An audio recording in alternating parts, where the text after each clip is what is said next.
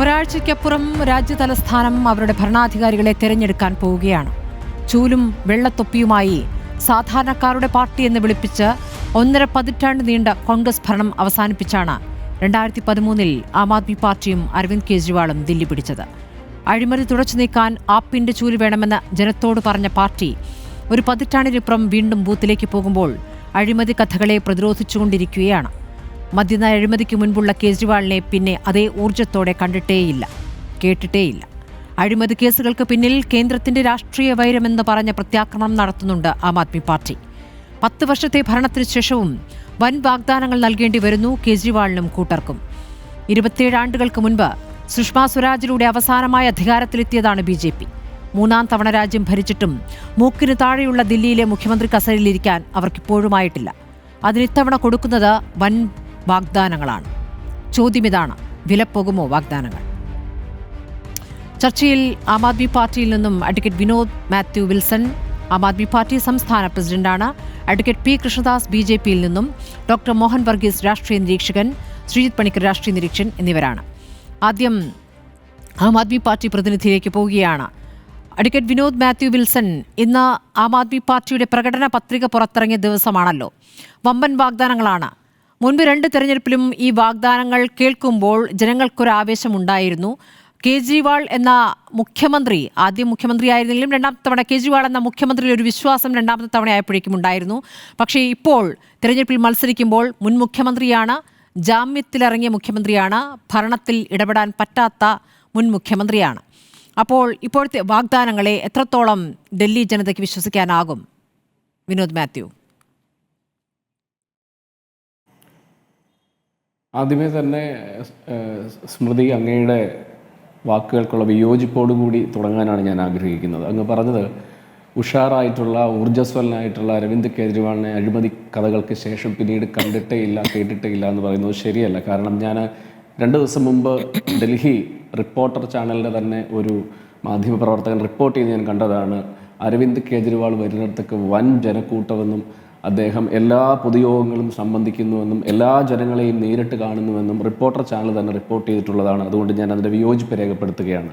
മറ്റൊന്ന് പറയുന്നത്, നമുക്കറിയാം, ഞാൻ ഇന്ന് ഒരു വീഡിയോ ഞാൻ കണ്ടു. ഒരു പൊതുസമ്മേളനത്തിൽ ആം ആദ്മി പാർട്ടിയുടെ മുൻ മന്ത്രിയും അല്ലെങ്കിൽ ഇപ്പോഴത്തെ മന്ത്രിയും അതുപോലെ തന്നെ യുവ രക്തവുമായിട്ടുള്ള സൗരഭ് ഭരദ്വാജ് എന്ന് പറയുന്ന മനുഷ്യൻ മീഡിയകൾക്ക് മുമ്പിൽ ഒരു സംസാരത്തിൽ അദ്ദേഹം, ഇപ്പോൾ നമുക്കറിയാലോ എല്ലാം ChatGPTയുടെ ലോകമാണല്ലോ, അതിൽ ചോദിക്കുന്ന ഒരു ചോദ്യമുണ്ട്: ആരാണ് ഇന്ത്യയിൽ ആദ്യത്തെ രാഷ്ട്രീയ നേതാവ് ഈ ഫോൾസ് പ്രോമിസ്, നമുക്കറിയാം പ്രകടന പത്രികകൾ എന്ന് പറയുന്നത് പ്രോമിസുകളാണ്, വാഗ്ദാനങ്ങളാണ്, ആ വാഗ്ദാനങ്ങൾക്കപ്പുറത്തേക്ക് ഗ്യാരണ്ടി എന്ന് പറയുന്ന പദം ആദ്യമായി ജനങ്ങളുടെ മുമ്പിൽ വെച്ചത്?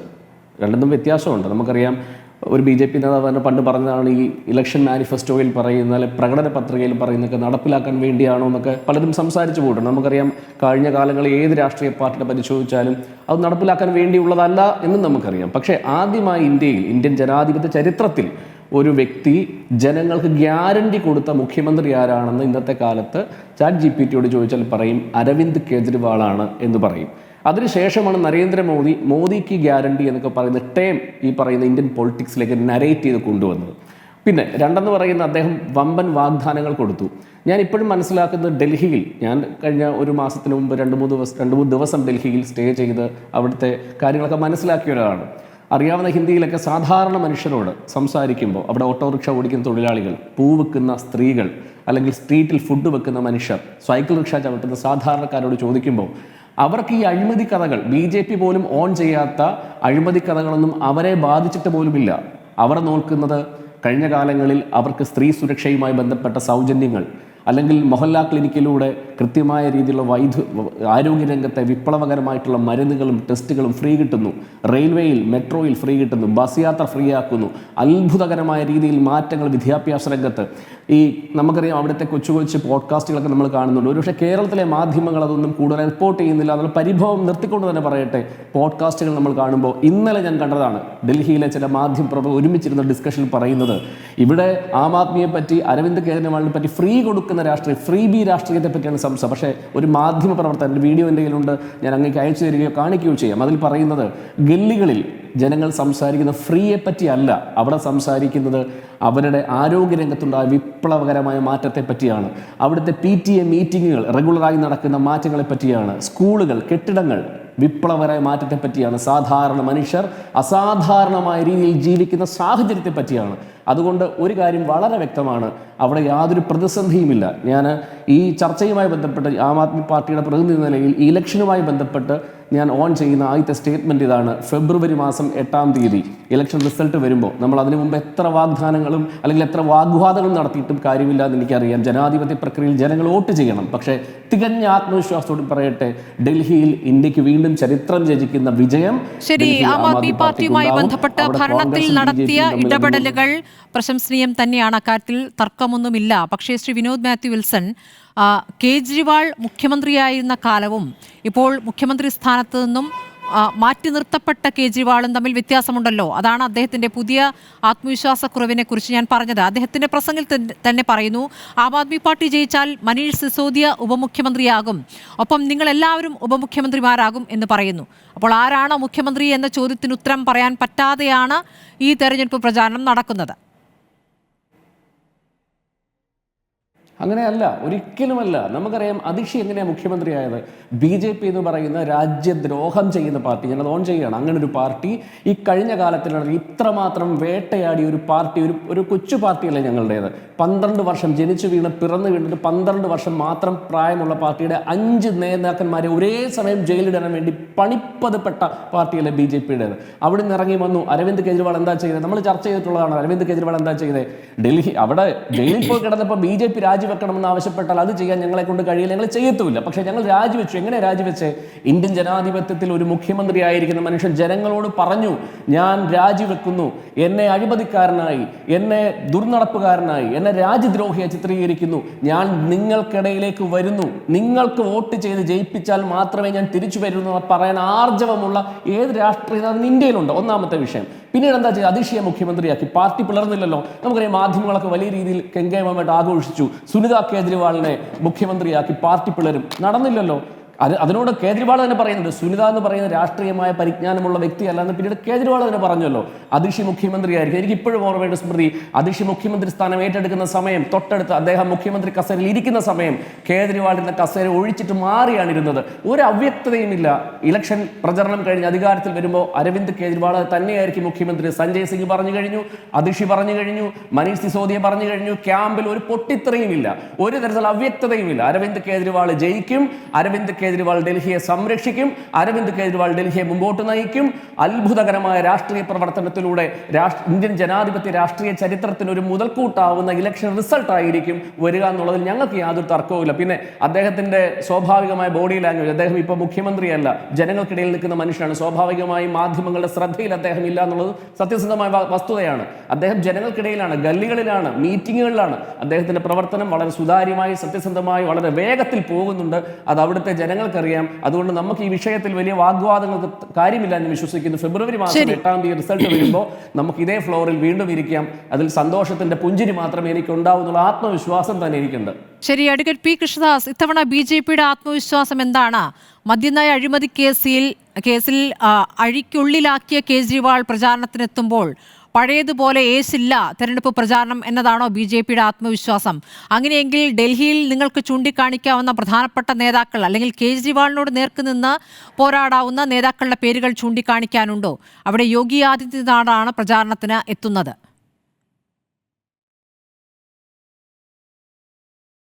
സ്മൃതി, BJP ഒരു ദേശീയ പാർട്ടിയാണല്ലോ. ഞങ്ങളുടെ നേതാക്കന്മാർ പ്രധാനമന്ത്രി മുതൽ താഴത്തേക്കുള്ള മുഴുവൻ നേതാക്കന്മാരും, പാർട്ടിയുടെ അഖിലേന്ത്യാ അധ്യക്ഷൻ, സംസ്ഥാന നേതാക്കന്മാർ, ദേശീയ നേതാക്കന്മാർ, മുഖ്യമന്ത്രിമാർ, ഇവരെല്ലാവരും അവിടെ പ്രചരണത്തിനെത്തും. ഒരു സംശയവും ആ കാര്യത്തിനകത്തില്ല. അതിലേതെങ്കിലും ഒരു വ്യക്തിയെ സംബന്ധിച്ചോ ഒരു ചുമതലയുള്ള ആളെ സംബന്ധിച്ചോ ഉള്ള പ്രത്യേകമായിട്ടുള്ള ഒരു വിവക്ഷയുടെ ആവശ്യത്തെക്കാൾ അപ്പുറത്ത് BJPയുടെ ആശയങ്ങൾക്കനുസരിച്ച് BJP മുന്നോട്ട് വെക്കുന്ന രാഷ്ട്രീയത്തിനും ഞങ്ങൾ മുന്നോട്ട് വെക്കുന്ന അജണ്ടക്കും അനുസരിച്ച് അവിടെ പ്രചരണത്തിനെത്തേണ്ട ആളുകൾ ആരൊക്കെയാണോ അവരെല്ലാവരും അവിടെ പ്രചരണത്തിനെത്തും. പിന്നെ നേരത്തെ ബഹുമാനപ്പെട്ട ആം ആദ്മി പാർട്ടിയുടെ പ്രതിനിധി പറഞ്ഞപ്പോൾ അങ്ങനോട് ചോദിച്ച ചോദ്യം കൂടി ചേർത്ത് ഞാൻ പറയുകയാണ്. വരുന്ന അസംബ്ലി തെരഞ്ഞെടുപ്പ് ഡൽഹിയെ സംബന്ധിച്ച് വളരെ നിർണായകമായിട്ടുള്ള ഒന്നാണ്. അങ്ങയുടെ എന്നോടുള്ള ചോദ്യത്തിൽ തന്നെ ഒരു പ്രധാനപ്പെട്ട കാര്യമുള്ളത്, കെജ്രിവാളിനെ അഴിക്കുള്ളിയിലാക്കിയതിന് ശേഷം എന്ന് പറഞ്ഞാൽ നമ്മുടെ നിയമ സംവിധാനത്തെ വെല്ലുവിളിക്കലല്ലേ, കോടതികളെ വെല്ലുവിളിക്കലല്ലേ? അങ്ങനെ അതിന് സാധ്യതയുണ്ടോ എനിക്കറിയില്ല, അങ്ങ് തന്നെ വിലയിരുത്തേണ്ടതാണ്. പിന്നെ ആം ആദ്മി പാർട്ടി പ്രതിനിധി പറയുന്നത് BJP എന്തോ പ്രതികാരം ചെയ്ത് അവരുടെ അഴിമതി പുറത്തു കൊണ്ടുവരാൻ ശ്രമിച്ചു എന്നാണ്. ഞങ്ങൾ അഴിമതി പുറത്തു കൊണ്ടുവരും, അതിനാണല്ലോ ഞങ്ങൾ ഇന്ത്യ ഭരിക്കുന്നത്. ആരഴിമതി ചെയ്താലും അവരെ പുറത്തു കൊണ്ടുവരും, ഒരു സംശയവും ആ കാര്യത്തിനകത്തില്ല. അത് ഏത് ഭരണത്തെ സംബന്ധിച്ചാണെങ്കിലും ഏത് ഭരണ സംവിധാനത്തെ സംബന്ധിച്ചാണെങ്കിലും കേന്ദ്ര ഗവൺമെന്റ് BJP ഭരിക്കുമ്പോൾ അഴിമതി എന്നുള്ളത് വച്ചു പുറപ്പിക്കുക എന്നുള്ളത് ഞങ്ങളുടെ ശ്രദ്ധയിൽപ്പെടുന്ന കാര്യങ്ങളാണെങ്കിൽ ഒരു തരത്തിലും അത് അംഗീകരിക്കാൻ കഴിയുന്ന കാര്യമല്ല, വച്ചു പുറപ്പിക്കുന്ന കാര്യമല്ല. അത് ജനങ്ങൾ വച്ചു പുറപ്പിക്കുമെന്നാണോ ആം ആദ്മി പാർട്ടിക്കാർ ധരിച്ചിരിക്കുന്നത്? എങ്ങനെയാണ് ഈ പാർട്ടി അധികാരത്തിൽ വന്നത്? ആം ആദ്മി പാർട്ടി അധികാരത്തിൽ വരുന്നതിന് മുൻപ് രാജ്യത്തുണ്ടായിരുന്ന കോൺഗ്രസിന്റെ അഴിമതിക്കെതിരായി, കോൺഗ്രസിന്റെ കെടുകാര്യസ്ഥതയ്ക്കെതിരായി, കോൺഗ്രസ് നടത്തുന്ന വലിയ കുംഭകോണങ്ങൾക്കെതിരായി സമരം നയിച്ച പാർട്ടിയുടെ നേതാക്കന്മാരായി നിന്നവരാണ് ആം ആദ്മി പാർട്ടിയുടെ പ്രധാനപ്പെട്ട നേതാക്കന്മാരെല്ലാം. ഞാൻ പേരെടുത്ത് പറയാത്തതിന്റെ കാരണം പേരെടുത്ത് പറഞ്ഞാലുണ്ടാകാവുന്ന അപകടം ഓർത്തിട്ടാണ്. ആ നേതാക്കന്മാരെല്ലാം പിന്നീട് ഭരണം കിട്ടി 12 വർഷത്തിനിടയിലുള്ള ഏറ്റവും ചെറിയ പാർട്ടിയായ ഞങ്ങളെ ഈ തരത്തിൽ ദ്രോഹിച്ചല്ലോ BJP എന്നാണ് ആം ആദ്മി പാർട്ടി പ്രതിനിധി പറയുന്നത്. 12 വർഷത്തിനുള്ളിൽ ഇത്രയും വലിയ അഴിമതി ചെയ്ത് ഇത്രയും വലിയ കുഴപ്പങ്ങളിൽ ചെന്ന് ചാടി ഭരണത്തിലിരിക്കുന്ന മുഖ്യമന്ത്രിയും ഉപമുഖ്യമന്ത്രിയും അടക്കമുള്ള ആളുകൾ അഴിമതിക്കാരായി കേസിൽപ്പെടുന്ന ഒരു സാഹചര്യം എന്ന് പറയുന്നത് ആ പാർട്ടി സ്വയം ചിന്തിക്കണ്ടേ? പിന്നെ ജനങ്ങൾ ജയിപ്പിക്കുക, ജനങ്ങൾ തെരഞ്ഞെടുത്ത ആളെ മുഖ്യമന്ത്രിയാക്കുക, അതൊക്കെ പാർട്ടിയുടെ കാര്യമാണ്. അതിലൊന്നും ഇടപെടേണ്ട കാര്യം BJPക്ക്. കേട്ടില്ലേ? പറഞ്ഞോളൂ. എന്നോടാണോ? താങ്കൾ തുടർന്നോളൂ.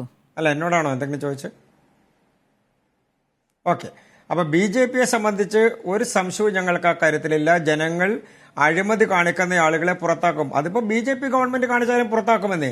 BJP മാത്രമല്ല, ഏത് പാർട്ടി ചെയ്താലും രാജ്യത്തെ ജനാധിപത്യ സംവിധാനത്തിൽ അഴിമതിക്കാരെ വച്ചുപൊറിപ്പിക്കുക എന്നുള്ളത് ഇനി അങ്ങോട്ടേക്കുള്ള ഒരു തലമുറയെ സംബന്ധിച്ചോ ജനങ്ങളെ സംബന്ധിച്ചോ അവർ വച്ചുപൊറിപ്പിക്കാൻ കഴിയുന്ന ഒരു കാര്യമായി കാണേണ്ടതില്ല. അതുകൊണ്ട് സ്വാഭാവികമായും അങ്ങനെയുള്ള ആളുകൾക്ക് നടപടി ജനങ്ങളിൽ നിന്നാണ് ഉണ്ടാവുക. ഇപ്പൊ ഈ ഗവൺമെന്റ്, ആം ആദ്മി പാർട്ടിയുടെ നേതൃത്വത്തിലുള്ള ഗവൺമെന്റ്, അത് തുടരണമോ എന്ന് തീരുമാനിക്കേണ്ടത് ജനങ്ങളല്ലേ സ്വാഭാവികമായിട്ടും. അപ്പൊ ജനങ്ങൾ ഇതെല്ലാം കണ്ടുകൊണ്ടിരിക്കുകയല്ലേ. ഒരു വിഷയത്തിന്റെ പുറത്ത് അഴിമതി നടത്തുക എന്ന് പറഞ്ഞാൽ എത്ര കോടിയുടെ അഴിമതിക്കാണ് ആരോപണ വിധേയരായത്? അത് ഒരു വിഷയത്തിൽ മാത്രമാണോ? ആ സർക്കാരുമായി ബന്ധപ്പെട്ടുകൊണ്ട് എന്തെല്ലാം വിഷയങ്ങളിൽ ആരോപണങ്ങൾ ഉയർന്നു വന്നു. അപ്പോൾ ഭരിക്കുന്ന സർക്കാർ ആരോപണ വിധേയരാകുമ്പോൾ അത് കേന്ദ്രം ഭരിക്കുന്ന പാർട്ടി തങ്ങൾക്കെതിരെ രാഷ്ട്രീയ നിലപാട് സ്വീകരിക്കുകയാണ് എന്ന് പറഞ്ഞാൽ കോടതികൾ അതനുസരിച്ചിട്ടാണോ നടപടികൾ സ്വീകരിച്ചത്? എത്ര നാൾ ജയിലിൽ കിടക്കേണ്ട സാഹചര്യമുണ്ടായി? കോടതികൾക്ക് അങ്ങനെയാണെങ്കിൽ ബോധ്യപ്പെടേണ്ടതല്ലേ?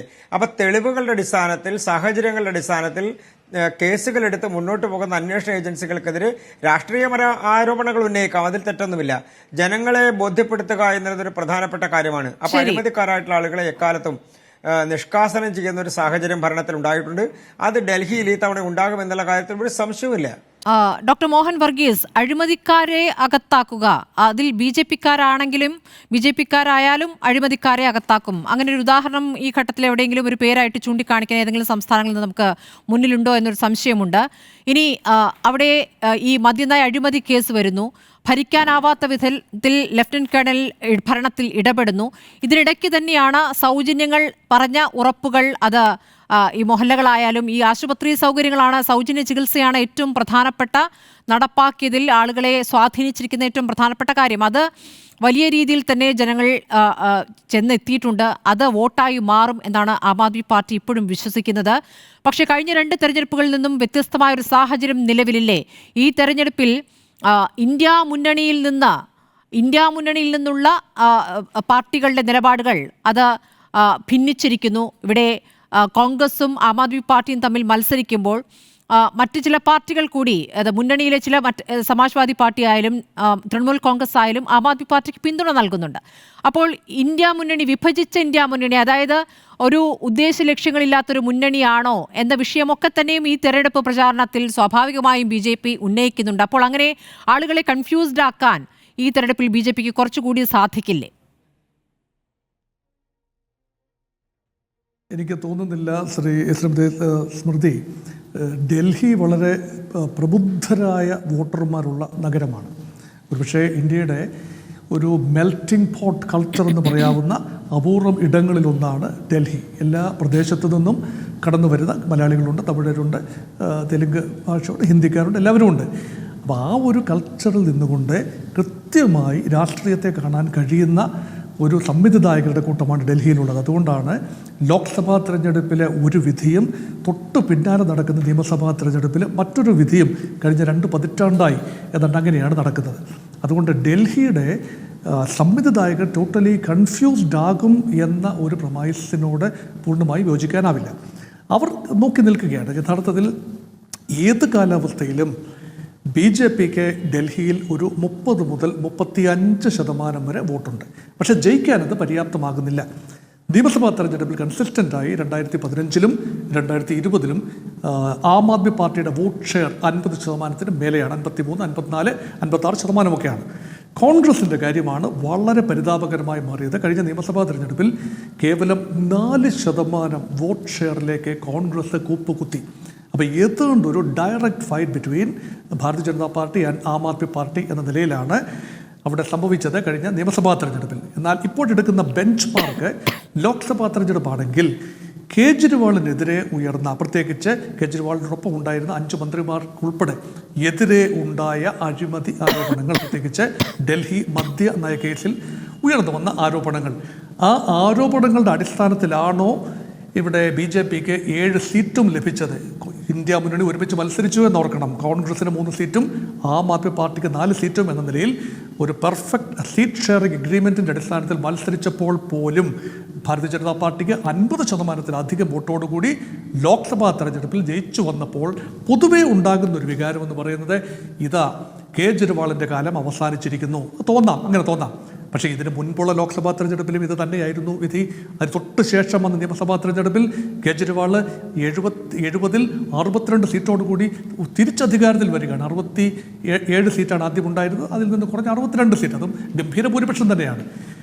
തുടർച്ചയായി 3 തിരഞ്ഞെടുപ്പുകളിൽ വിജയിച്ച മുഖ്യമന്ത്രിയാവുകയും അതിൽ അവസാന 2 തിരഞ്ഞെടുപ്പുകളിലും ഒറ്റയ്ക്ക് ഭൂരിപക്ഷം, അതും നിർണായക 4-3 കൂടുതൽ ഭൂരിപക്ഷം ലഭിക്കുകയും ചെയ്ത ഒരു പാർട്ടിക്ക് ഇപ്രാവശ്യം പൂർണ്ണമായി കാലിടർന്നു എന്ന് സൂചിപ്പിക്കാൻ ഒന്നും തന്നെയില്ല.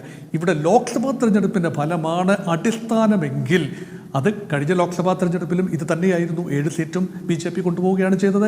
അതുകൊണ്ട് അതൊരു പക്ഷേ മറ്റൊരു നറേറ്റീവാണ്. ഇവിടെ സംസ്ഥാന വിഷയങ്ങളാണ് പ്രധാനം. ഇപ്പോൾ കേജ്രിവാളിനെതിരെ ഉയരുന്ന പ്രധാന പ്രശ്നം, സംവിധായകരെ ബാധിക്കുന്ന വിഷയം, കേജ്രിവാളിന് മുൻകാലത്തെ പോലെ കാര്യങ്ങൾ ഡെലിവർ ചെയ്യാൻ സാധിക്കുന്നില്ല, തുടങ്ങിയ പദ്ധതികൾ പൂർത്തീകരിക്കാൻ കഴിയുന്നില്ല എന്നൊരു ആരോപണമുണ്ട്. കുറേയൊക്കെ അതിനകത്ത് ശരിയുണ്ടാകും.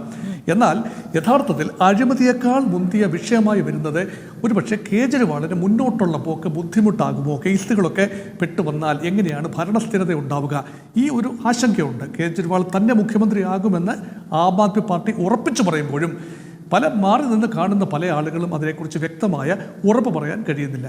അതിഷി ബർലേന നല്ലൊരു ഇമ്പാക്റ്റാണ് ഉണ്ടാക്കിയിരിക്കുന്നത്, യാതൊരു സംശയവുമില്ല.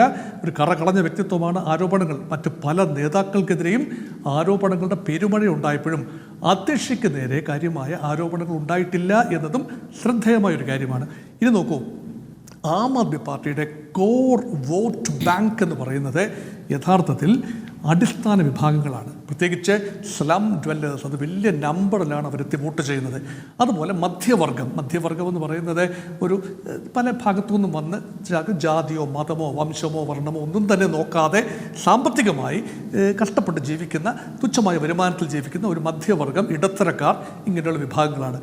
അവരെ സ്വാധീനിക്കായി ഇപ്പോൾ ഇതാ 8ാം ശമ്പള കമ്മീഷൻ കൊണ്ടുവന്നിരിക്കുന്നു കേന്ദ്ര സർക്കാർ. കുറച്ചൊക്കെ സാലറി ഹൈക്ക് എന്ന ഒരു ആടിനെ പ്ലാവിലെ കാണിക്കുന്ന പോലെ കുറേയൊക്കെ സർക്കാർ ഉദ്യോഗസ്ഥന്മാരെ കൊണ്ടുപോകാൻ സാധിക്കും. അതൊരു കാര്യം. അതുമാത്രമല്ല, BJP ഇപ്രാവശ്യം നല്ല ഒന്നാം തരമായി ഇലക്ഷൻ മാനേജ്മെൻറ്റ് നടത്തുന്നു എന്നത് നിസ്തർക്കമായ കാര്യമാണ്. മഹാരാഷ്ട്രയിൽ ഒരു പയറ്റിത്തെളിഞ്ഞ മോഡൽ, ഹരിയാനയിലും മഹാരാഷ്ട്രയിലും പയറ്റിത്തെളിഞ്ഞ മോഡൽ വീണ്ടും ഡൽഹിയിൽ ആവർത്തിക്കുകയാണ്. ഒരു വനിതയ്ക്ക് 50% വോട്ടർമാർ വനിതകളാണെന്ന് ഓർക്കണം. ഓരോ സ്ത്രീക്കും, അതായത് അടിസ്ഥാന വർഗത്തിൽപ്പെടുന്ന നിശ്ചിത വരുമാനത്തിൽ താഴെയുള്ള, പ്രതിവർഷം 3 ലക്ഷം രൂപയിൽ താഴെ വരുമാനമുള്ള സ്ത്രീകൾക്കെല്ലാം കൃത്യമായി അക്കൗണ്ടിൽ ഒരു തുക 2100 രൂപ വീതം നൽകുന്നു എന്ന് പറയുമ്പോൾ ഡയറക്റ്റ് ഡോളിംഗ് ആണ്. അപ്പോൾ അത് തീർച്ചയായും കണ്ടില്ല എന്ന് നടിക്കാൻ വോട്ടർമാർക്കാകില്ല. കേജ്രിവാളും സമാനമായ ഓഫർ നൽകിയിട്ടുണ്ട്. അപ്പോൾ കേജ്രിവാൾ നൽകുന്ന ഓഫറിന് സമാന്തരമായി അതേ ഓഫർ അതിനേക്കാൾ മെച്ചപ്പെട്ട രീതിയിൽ നൽകാൻ BJP കഴിയുന്നുണ്ട്. ഓഫർ മാത്രമാണ്. പക്ഷേ ജനം, ഞാൻ നേരത്തെ പറഞ്ഞല്ലോ, പ്രബുദ്ധരായ ജനതയാണ്. അവരെ സംബന്ധിച്ചിടത്തോളം a bird in hand is worth two in the bush. അതായത് കയ്യിലുള്ള കേജ്രിവാൾ കഴിഞ്ഞ 2 തെരഞ്ഞെടുപ്പിലും അല്ലെ 3 തെരഞ്ഞെടുപ്പിലും വിജയിച്ച മുഖ്യമന്ത്രിയായി മാറ്റി തെളിയിച്ച Kejriwal free electricity, free water, free education അല്ലേ എല്ലാം സാധ്യമാക്കിയ കേജ്രിവാൾ ഇപ്പോൾ BJP പറയുന്നു LKG മുതൽ KG to PG ഫ്രീ ആക്കുക എന്ന് പറയുന്നു. അതുപോലെ യാത്രാ സൗകര്യങ്ങൾ ഫ്രീ ആക്കുന്നു. അപ്പോൾ കേജ്രിവാൾ നൽകിയ ഓഫറുകൾ അതേപോലെ തന്നെ ആം ആദ്മി പാർട്ടിയുടെ മാനിഫെസ്റ്റോ ഏതാണ്ട് അതേപോലെ തന്നെ വർദ്ധിത വീര്യത്തോടു കൂടി ഭാരതീയ ജനതാ പാർട്ടിയും കൂടെ നടപ്പാക്കുമ്പോൾ കുറേ പേരെങ്കിലും കൺഫ്യൂസ്ഡ് ആകാൻ സാധ്യതയുണ്ട്. പക്ഷേ മുഴുവൻ വോട്ടർമാരും കൺഫ്യൂസ്ഡ് ആകണം എന്നില്ല. അതുകൊണ്ട് അഴിമതി എന്നതാണ് മുഖ്യ വിഷയമെങ്കിൽ, ആത്യന്തികമായി അതാണ് തെളിയപ്പെടുന്നതെങ്കിൽ തീർച്ചയായും ഒരു 10% വോട്ട് വരെ കേജ്രിവാളിൻ്റെ കുറയുകയാണെങ്കിൽ അത് പൂർണ്ണമായും BJPക്ക് എത്തിയാൽ BJP പാട്ടും പാടി ജയിക്കും. പക്ഷേ 5% കോൺഗ്രസിനും BJPയുമായി ഭരണവിരുദ്ധ വികാരത്തിൻ്റെ ഫലം കോൺഗ്രസിന് ലഭിക്കാം. കോൺഗ്രസ് പ്രത്യേകിച്ചും മുസ്ലിം ഭൂരിപക്ഷ പ്രദേശങ്ങളിൽ 7 നിയമസഭാ സെഗ്മെൻ്റ് ഉണ്ട്. കോൺഗ്രസ് പാർട്ടിക്ക് നിർണായക സാന്നിധ്യമുള്ള, പ്രത്യേകിച്ച് മുസ്ലിം കമ്മ്യൂണിറ്റിക്ക് നിർണായക ഭൂരിപക്ഷമുള്ള അവിടങ്ങളിൽ ഉൾപ്പെടെ കോൺഗ്രസ് മാറ്റി തെളിയിക്കുകയാണെങ്കിൽ ഒരുപക്ഷെ ഒരു ടൈറ്റ് കോൺഗ്രസിലേക്ക് നീങ്ങാനും സാധ്യതയുണ്ട്. ശരി, ശ്രീജിത്ത് പണിക്കർ, താങ്കളുടെ ഒരു വിശകലനം എങ്ങനെയാണ്? ഇത്തവണത്തെ ഡൽഹി നിയമസഭാ തെരഞ്ഞെടുപ്പ് ഏത് തരത്തിൽ വ്യത്യസ്തമാകും എന്നുള്ളതാണ്. ഇപ്പോൾ ഫ്രീ ബീസിനെ കുറിച്ച് BJP വലിയ പരിഹാസത്തിലാണ് പല ഘട്ടങ്ങളും ആം ആദ്മി പാർട്ടിക്കെതിരെ ഉള്ള പ്രധാനപ്പെട്ട ആരോപണമായി തന്നെ ഉന്നയിച്ചിരുന്നത്. പക്ഷേ അതേ രീതിയിലേക്ക് തന്നെ വാഗ്ദാന പെരുമഴിയുമായിട്ട് തന്നെയാണ് BJPയും എത്തിയിട്ടുള്ളത്. അതോടൊപ്പം തന്നെ BJPയിലെ ആം ആദ്മി പാർട്ടിയിലെ സ്ഥാനാർത്ഥികൾക്കെതിരെ, പ്രത്യേകിച്ച് ഇപ്പോഴത്തെ മുഖ്യമന്ത്രി അതിഷിക്കെതിരെ മോശം പരാമർശം നടത്തിയ സ്ഥാനാർത്ഥിയാണ് അവിടെ എതിർ സ്ഥാനാർത്ഥിയായി മത്സരിക്കുന്നത് എന്നൊരു വിഷയം കൂടിയുണ്ട്. ഇതൊക്കെ ജനങ്ങൾ എങ്ങനെ എടുക്കുമെന്നുള്ള വിഷയം. പിന്നീട് ഈ ആം ആദ്മി പാർട്ടി ഒരു ഡോക്യുമെന്ററി പ്രദർശിപ്പിക്കാൻ പോയപ്പോൾ അതിനെ തടഞ്ഞുകൊണ്ട് കേന്ദ്ര സർക്കാർ നിലപാടെടുക്കുന്നു. മറിച്ചിപ്പോൾ ഡൽഹി കലാപവുമായി ബന്ധപ്പെട്ട ഒരു ഡോക്യുമെന്ററി BJP പ്രദർശിപ്പിക്കാൻ ആലോചിക്കുന്നു. അത് യഥാർത്ഥത്തിൽ BJPക്ക് ഗുണം ചെയ്യുമോ? അന്ന് അവിടെ മുസ്ലിം ന്യൂനപക്ഷം അനുഭവിച്ചത്, അവർക്കുണ്ടായ മോശം അനുഭവം, അത് യഥാർത്ഥത്തിൽ കോൺഗ്രസിന് വോട്ടായി മാറുകയല്ലേ ചെയ്യുക? അപ്പോൾ എന്താണ് ഈ പ്രചാരണത്തിൽ സംഭവിച്ചുകൊണ്ടിരിക്കുന്നത്? എന്താണ് താങ്കളുടെ ഒരു വിലയിരുത്തൽ? ശ്രീമതി സ്മൃതി, ഞാൻ മനസ്സിലാക്കുന്നത് BJPയെ സംബന്ധിച്ചിടത്തോളം ഈ കഴിഞ്ഞ കാലത്തെ മൊത്തം നമ്മൾ കഴിഞ്ഞൊരു 3 പതിറ്റാണ്ടുകൾ എടുത്ത് കമ്പയർ ചെയ്ത് കഴിഞ്ഞാൽ ഒരുപക്ഷെ BJPയുടെ ബെസ്റ്റ് ചാൻസ് എന്നത് ഇത്തവണയാണ് എന്നാവും അവർ കരുതുക. ഇപ്പോൾ നേരത്തെ ശ്രീ മോഹൻ വർഗീസ് പറഞ്ഞതുപോലെ വളരെ കൃത്യമായിട്ടുള്ള ഒരു വോട്ടിംഗ് പാറ്റേൺ ഉള്ള സംസ്ഥാനമാണ് ഡൽഹി. അവിടെ പാർലമെന്റിലേക്ക് ഒരു സുസ്ഥിരതയുള്ള സർക്കാരിനെയാണ് ആവശ്യം എന്ന നിലയ്ക്ക് അങ്ങനെ രാഷ്ട്രീയമായി വോട്ട് ചെയ്യുകയും, എന്നാൽ ഫ്രീ ബി പൊളിറ്റിക്സ്, വെൽഫെയർ പൊളിറ്റിക്സിന്റെ ഭാഗമായിട്ട് ആം ആദ്മി പാർട്ടിയെ തുടർച്ചയായി സ്വീപ്പിംഗ് വിക്ടറി കൊടുക്കുകയും ചെയ്യുന്ന രീതിയിലത്തേക്കുള്ള വോട്ടർമാരാണ്. അപ്പോൾ അവരെ കൺഫ്യൂസ് ചെയ്യിപ്പിക്കുക എന്നുള്ളത് എളുപ്പമല്ല. കാരണം അവർക്ക് അവരുടെ രാഷ്ട്രീയ താല്പര്യങ്ങൾ, അവർക്ക് അവരുടെ വ്യക്തിപരമായ താല്പര്യങ്ങൾ, ഈ കാര്യങ്ങളെ പറ്റിയെല്ലാം വളരെ കൃത്യമായിട്ട് ഡീമാർക്കേറ്റഡ് ആയിട്ട് അവർക്ക് അറിവുള്ളത് കൊണ്ട് തന്നെയാണ് 2015 67 സീറ്റും അതിനുശേഷം നടന്ന തെരഞ്ഞെടുപ്പിൽ 70-ൽ 62 സീറ്റും വരെ AAPക്ക് കൊടുക്കുന്നത്. പക്ഷേ കഴിഞ്ഞ 3 തവണയായിട്ട് 7 സീറ്റും BJPക്ക് അവർ പാർലമെന്റിൽ കൊടുക്കുകയും ചെയ്യുന്നുണ്ട്. അപ്പോൾ അവരെ കൺഫ്യൂസ് ചെയ്യിപ്പിക്കുക എന്നുള്ളത് എളുപ്പമല്ല. ഒരു കൺഫ്യൂഷനും സാധാരണഗതിയിൽ അവിടുത്തെ വോട്ടർമാർക്ക് ഉണ്ടാകേണ്ടതില്ല. ഇപ്പോൾ നമ്മൾ പല കാറ്റഗറി ഓഫ് വോട്ടേഴ്സിനെ പറയും. ഡൽഹിയിൽ സാധാരണ നമ്മൾ പറയുന്ന സമയത്ത് മറ്റുള്ള സ്ഥലങ്ങളിൽ പറയുന്നത് പോലെ കാസ്റ്റ് പൊളിറ്റിക്സ് പറയാറില്ല. പക്ഷേ നമ്മൾ വിവിധ മേഖലകളിൽ വിവിധ വരുമാന തട്ടുകളിലൊക്കെ ഉള്ള ആൾക്കാരെ പറ്റി പറയാറുണ്ട്, സ്ലമ്മുകളിൽ കഴിയുന്ന ആൾക്കാരെ പറ്റി പറയാറുണ്ട്. പക്ഷേ വളരെ യുണീക്കായിട്ടുള്ള ഒരു വോട്ടിംഗ് പാറ്റേൺ അവർക്ക് 2 തെരഞ്ഞെടുപ്പുകളിലും കാണാറുണ്ട്. അപ്പോൾ കൺഫ്യൂസ് ചെയ്യിപ്പിക്കാൻ എളുപ്പമാണോ എന്ന് ചോദിച്ചാൽ അല്ല എന്നുള്ളത് തന്നെയാണ് എൻ്റെ ഉത്തരം. 2, BJPയുടെ ഏറ്റവും മികച്ച ചാൻസ് ആണ് എന്ന് ഞാൻ പറയുന്നതിന് കാരണം ഇത്ര മോശമായിട്ടുള്ള പ്രതിച്ഛായയിൽ ആം ആദ്മി പാർട്ടി മുമ്പ് ഒരു തെരഞ്ഞെടുപ്പിനെ നേരിട്ടിട്ടില്ല. വേണമെങ്കിൽ നമുക്ക് പറയാം കഴിഞ്ഞ ലോക്സഭാ തെരഞ്ഞെടുപ്പ് അങ്ങനെ ആയിരുന്നുവെന്ന്. പക്ഷേ ലോക്സഭാ തെരഞ്ഞെടുപ്പിലേക്ക് വരുമ്പോൾ അവർക്ക് നഷ്ടപ്പെടാനായിട്ട് ഒന്നും ഉണ്ടായിരുന്നില്ല എന്നുള്ളൊരു വസ്തുതയാണ്. ഉണ്ടായിരുന്ന സീറ്റുകൾ നഷ്ടപ്പെടുന്ന ഒരു സാഹചര്യം അവിടെ ഇല്ലായിരുന്നു, കാരണം അവർക്ക് സീറ്റുകളില്ലായിരുന്നു. പക്ഷേ ഇത്തവണ വരുന്ന സമയത്ത് അവരുടെ ഏറ്റവും പ്രധാനപ്പെട്ട പ്രശ്നം നമ്മൾ നേരത്തെ പറഞ്ഞതുപോലെ ഏതാണ്ട് ഒരു 1/2 ഡസനോളം പ്രധാനപ്പെട്ട നേതാക്കന്മാർ വലിയ ആരോപണങ്ങൾ നേരിടുകയാണ്. അതായത് ഒരു സാധാരണക്കാരനായ ജനതയെ പ്രതിനിധീകരിക്കുന്ന ഒരു പാർട്ടിയുടെ നേതാക്കന്മാർ ഒരിക്കലും ചെന്ന് പെട്ടുപോകാൻ പാടില്ലാത്ത രീതിയിലത്തേക്കുള്ള ഒരു വിഷയത്തിൽ അവർ പെട്ടുപോവുകയും അതുമായി ബന്ധപ്പെട്ട് പ്രഥമദൃഷ്ട്യാ കേസ് നിലനിൽക്കുമെന്ന് കോടതികൾ പലതവണ പറയുകയും പ്രൊലോങ്ഡ് ആയിട്ട് ഒരു ബാറ്റിൽ കഴിഞ്ഞതിന് ശേഷം മാത്രം ഇവർക്കൊക്കെ ജാമ്യം കിട്ടുകയും ഒക്കെ ചെയ്ത ഒരു കേസ് അവിടെ ഉണ്ട്. അപ്പോൾ ആൾക്കാരെ സംബന്ധിച്ചിടത്തോളം നേരത്തെ ഉണ്ടായിരുന്ന രീതിയിലത്തേക്കല്ല, ഒരല്പം ബ്ലണ്ടായിട്ട്, ഒരല്പം ഡെൻറ്റഡ് ആയിട്ടുള്ള ഒരു ഇമേജ് അവിടെയുള്ള ആൾക്കാർക്കുണ്ട്, പ്രധാനപ്പെട്ട AAP നേതാക്കന്മാർക്ക്, മുഖ്യമന്ത്രി സ്ഥാനാർത്ഥിക്ക് അടക്കം ഉണ്ട് എന്നുള്ളത് ഒരു വസ്തുതയാണ്. രണ്ടാമത്തേത്, ഒരു ആം ആദ്മിക്ക് ചേരാത്ത രീതിയിലത്തേക്കുള്ള പ്രവൃത്തിയാണ് മുഖ്യമന്ത്രി നടത്തുന്നത് എന്ന രീതിയിലത്തേക്കുള്ള ആരോപണം ഉണ്ടായിരുന്നു.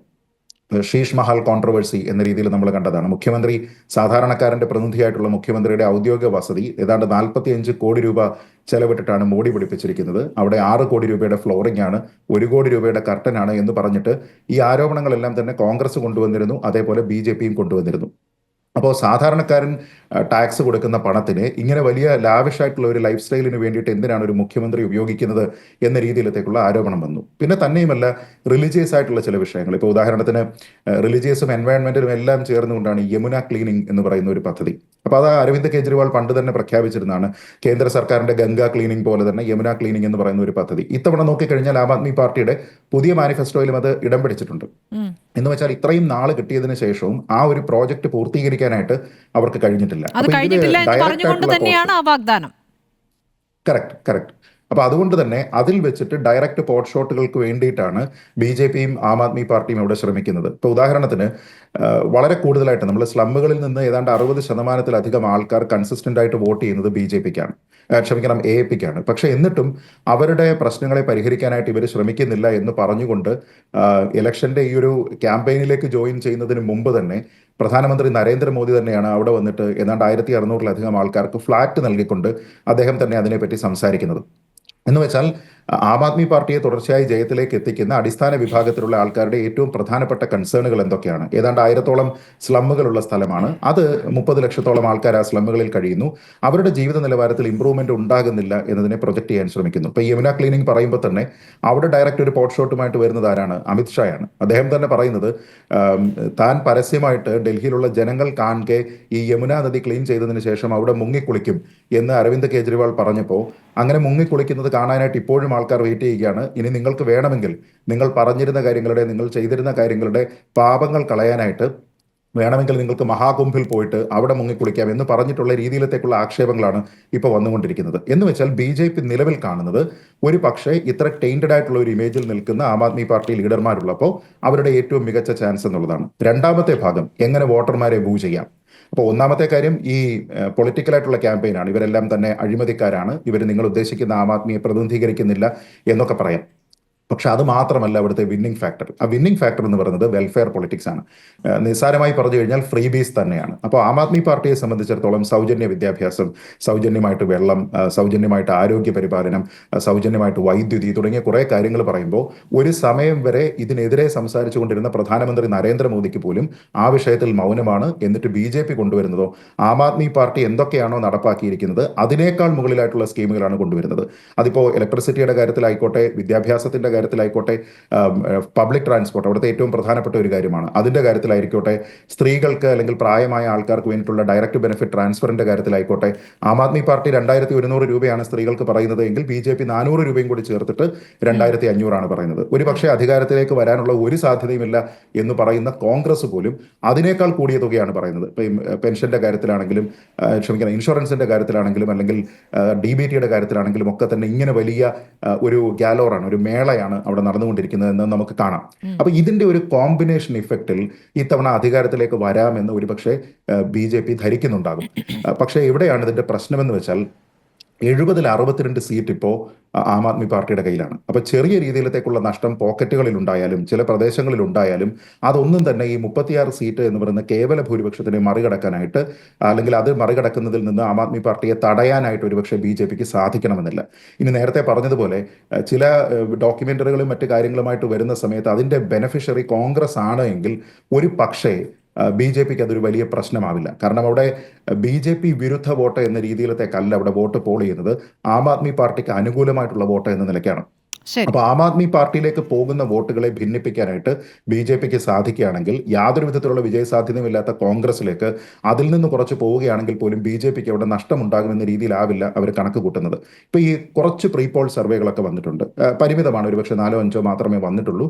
പക്ഷെ ആ വന്നിരിക്കുന്നതിലൊക്കെ തന്നെ ആം ആദ്മി പാർട്ടി ജയിക്കും എന്ന് പറയുമ്പോൾ പോലും ഒരു 40-42 അല്ലെങ്കിൽ പരമാവധി 45 എന്നതിനപ്പുറത്തേക്ക് പ്രൊജക്ട് ചെയ്യാനായിട്ട് ആരും തയ്യാറാകുന്നില്ല. ഇതിനെ ഒരു 40-ൽ താഴെ 39-40 എന്ന രീതിയിലത്തേക്കാണ് വരുന്നത് എങ്കിൽ അതിനർത്ഥം കോൺഗ്രസിന് കാര്യമായ പുരോഗതി ഉണ്ടായില്ല എങ്കിൽ BJPക്ക് ഒരു 30 സീറ്റിന് മുകളിലേക്ക് കിട്ടാനുള്ള സാധ്യത എന്നതാണ്. ഒരു പക്ഷേ BJP കാണുന്ന ഏറ്റവും വലിയ സാധ്യത പരമാവധി റിസോഴ്സസ് ഉപയോഗിച്ചുകൊണ്ട് ആ നമ്പറിലേക്ക് എത്തുകയും ആം ആദ്മി പാർട്ടിയെ കുറയ്ക്കുകയും ഉള്ളതാണ്. ശ്രമകരമാണ്, എളുപ്പമുള്ള കാര്യമേ അല്ല. കാരണം BJP കേന്ദ്രം ഭരിക്കുന്ന പാർട്ടിയാണ്. എത്രത്തോളം വലിയ പ്രോമിസ് അവർ പറഞ്ഞാലും നേരത്തെ ശ്രീ മോഹൻ വർഗീസ് പറഞ്ഞതുപോലെ തന്നെ ഡെലിവറി ചെയ്തിരിക്കുന്ന ഒരാളിനെ വിശ്വസിക്കാൻ 400 രൂപ കുറച്ചാണ് കിട്ടുന്നത് എങ്കിൽ പോലും 2100 രൂപ കൃത്യമായി കയ്യിൽ കിട്ടുന്നു എന്ന് അറിയുന്ന സ്ത്രീകളടക്കം ഒരുപക്ഷെ ഈ 2500 പ്രോമിസിനെ വേണ്ട എന്ന് വെച്ചുകൊണ്ട് ഈ 2100 പറഞ്ഞ കാര്യങ്ങൾ നടപ്പാക്കി എന്നുള്ളിടത്താണ് കേജ്രിവാൾ വ്യത്യസ്തനാകുന്നത്. തിരിച്ചെത്താം ഇടവേളയ്ക്ക് ശേഷം.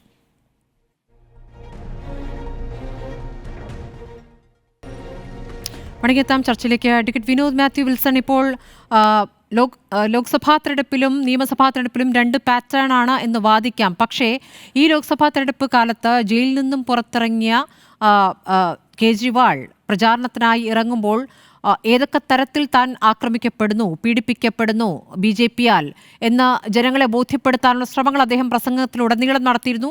അദ്ദേഹം മാത്രമല്ല, ആം ആദ്മി പാർട്ടി പ്രചാരണത്തിൽ പ്രധാനമായും പറഞ്ഞത് ആ വിഷയം തന്നെയാണല്ലോ. പക്ഷെ എന്തുകൊണ്ട് ലോക്സഭാ തെരഞ്ഞെടുപ്പിൽ അത് ആരും ചെവി കൊണ്ടില്ല എന്നൊരു വിഷയമുണ്ടല്ലോ. 2 പാറ്റേൺ ആണെങ്കിലും ഒരു വിഷയം അവിടെ നിൽക്കുകയാണ്. കേജ്രിവാൾ ആക്രമിക്കപ്പെടുന്നു എന്നുള്ളൊരു വിഷയം നിങ്ങൾ ഉന്നയിക്കുമ്പോൾ അത് ജനം ഏറ്റെടുത്തില്ല എന്നുള്ളത് ഒരു സൂചനയായി കാണേണ്ടതല്ലേ? തീർച്ചയായിട്ടും അതിന് ഞാൻ മറുപടി പറയാം. അതിന് മുമ്പ് തന്നെ എനിക്ക് തൊട്ടുമുമ്പ് സംസാരിച്ച ശ്രീ ശ്രീജിത് പണിക്കരും അതുപോലെ മോഹൻ സാറും അതുപോലെ ശ്രീ കൃഷ്ണദാസും പറഞ്ഞ ചില നിരീക്ഷണങ്ങൾ മറുപടി പറഞ്ഞുകൊണ്ട് അതിലേക്ക് ഞാൻ വരാം.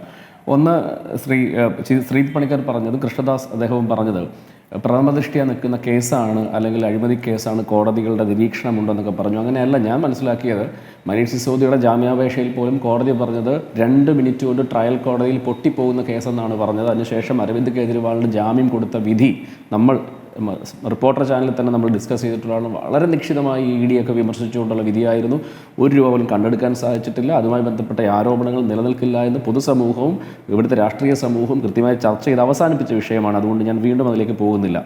രണ്ടെന്ന് പറയുന്നത് 2500 രൂപ കൊടുക്കുമ്പം അത് കൂടുതൽ വാങ്ങാൻ താല്പര്യം കാണിക്കും, അതിലേക്ക് പോകുമെന്നൊക്കെയാണ് മോഹൻ സാറ് പറയുന്നത്. ഞാൻ മനസ്സിലാക്കുന്നത് ഒറിജിനൽ വാങ്ങാൻ കിട്ടുമ്പോൾ ഡ്യൂപ്ലിക്കേറ്റ് ആരും പോയി വാങ്ങത്തില്ല. ഒറിജിനൽ കിട്ടിക്കൊണ്ടിരിക്കുന്നവർ ഒറിജിനലിലേക്ക് തന്നെ പോകും എന്നുള്ളതാണ് അതിനുള്ള മറുപടി. രണ്ടെന്ന് പറയുന്ന അരവിന്ദ് കെജ്രിവാളിൻ്റെ വീടിനെ പറ്റിയുള്ള ആക്ഷേപം. 45 കോടി രൂപ ചിലവഴിച്ചു, സ്വിമ്മിംഗ് പൂൾ പണിതു, സ്വർണ്ണത്തിൻ്റെ കക്കൂസ് പണിതു, ഉലാത്താൻ സ്വർണ്ണ ഊഞ്ഞാൽ പണിതു എന്നൊക്കെ പറഞ്ഞു. സ്വാഭാവികമായിട്ടും അതിഷി അടക്കമുള്ള സഞ്ജയ് സിംഗ് അടക്കമുള്ള വ്യക്തികൾ പത്രസമ്മേളനം നടത്തി പറഞ്ഞു, ഞങ്ങളുടെ മുഖ്യമന്ത്രിയുടെ വസതി കാണിക്കാൻ ഞങ്ങൾ തയ്യാറാണ്. ഞങ്ങൾ മാധ്യമപ്രവർത്തകരെയും വിളിച്ചുകൊണ്ടാണ് പോയത്. പോലീസ് തടഞ്ഞു അങ്ങോട്ട് കയറ്റിവിട്ടില്ല. അത് പിന്നീട് BJP പോലും ഓൺ ചെയ്യാത്തൊരു ആരോപണമാണ്.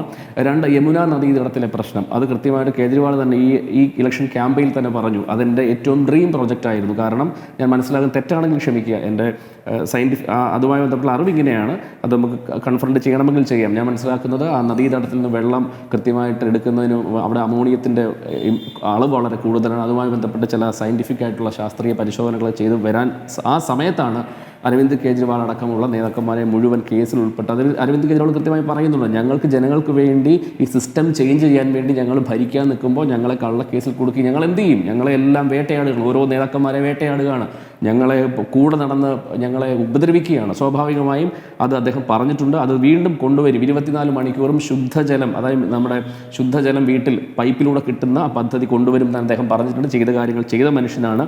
പിന്നെ മറ്റൊരു പ്രധാനപ്പെട്ട കാര്യം, ഇവിടെ ശ്രീ മോഹൻ സാർ പറഞ്ഞൊരു കാര്യം, മഹാരാഷ്ട്രയിലും ഹരിയാനയിലും ഉണ്ടാക്കിയ BJP ഇമ്പാക്റ്റിനെ പറ്റി നമ്മളൊക്കെ ചർച്ച ചെയ്തില്ല. മഹാരാഷ്ട്രയിലും ഹരിയാനയിലും ഒക്കെ. ഹരിയാനയിൽ BJPയുടെ വിജയം അട്ടിമറിയായിരുന്നു. രാവിലത്തെ പോളിംഗ് ട്രെൻഡ് നമ്മൾ കണ്ടപ്പോൾ കോൺഗ്രസ് മുമ്പിലോട്ട് പോയെടുത്തത് വളരെ പിന്നിലോട്ട് വന്നു. പിന്നീട് കണ്ട ആക്ഷേപങ്ങൾ മാധ്യമവും പ്രവർത്തകരും അതുപോലെ മറ്റു രാഷ്ട്രീയക്കാരും ഓൺ ചെയ്തതാണ് കള്ളവോട്ടുമായി ബന്ധപ്പെട്ട്.